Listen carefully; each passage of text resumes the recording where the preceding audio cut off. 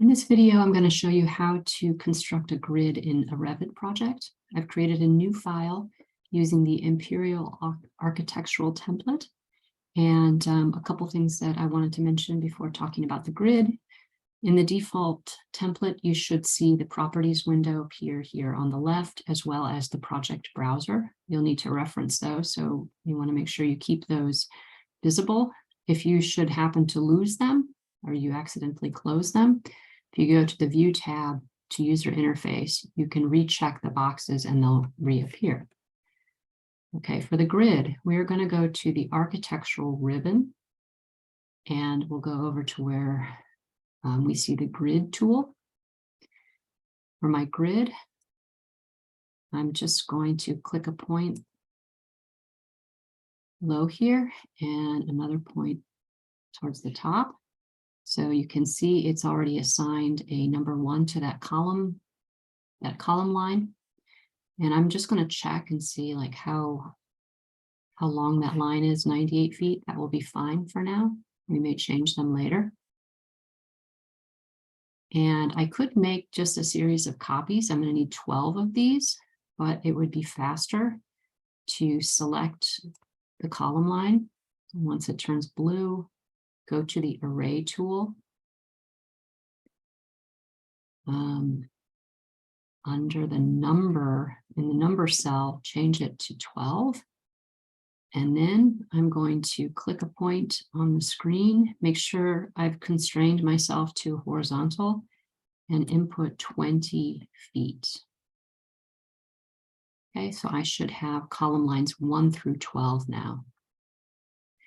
All right, I'll also have some horizontal lines, so I'm going to go back to my grid tool, and I will construct a horizontal grid line. Just generally speaking, when you have architectural drawings, you'll find you often have a grid designation or a bubble on the top or on the bottom. And for the horizontal lines on the left or on the right, it comes down a little bit to personal preference. I prefer to have them start in the upper left and run to the right, and have another set that starts on the left side and runs down. We'll get into changing the designations. Right now this says 13, but I'll be changing those to letters. So again, with the array tool, select the one that you want to make copies of, click on array.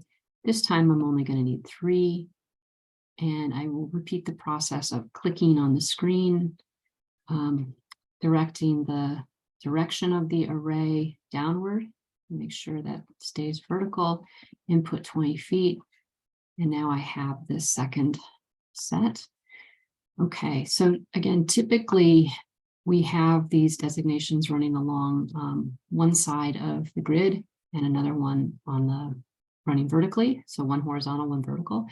And typically, instead of going 1 through 12 and then 13, 14, 15, you would change them. I'm going to make this one A.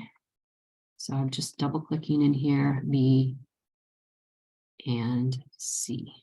Oops. Just moved it a bit. And one thing you'll notice is that if you need to, you can shift the whole line of the column lines. And that's all there is to it. These are a little long. I'm going to bring them up. Another thing you may want to do, and we'll kind of fine tune this later, but you can move some of these other annotation tags. Kind of, I would try to center them roughly on the sides, and the same thing goes for the ones that are here. And again, we'll be more precise about this later.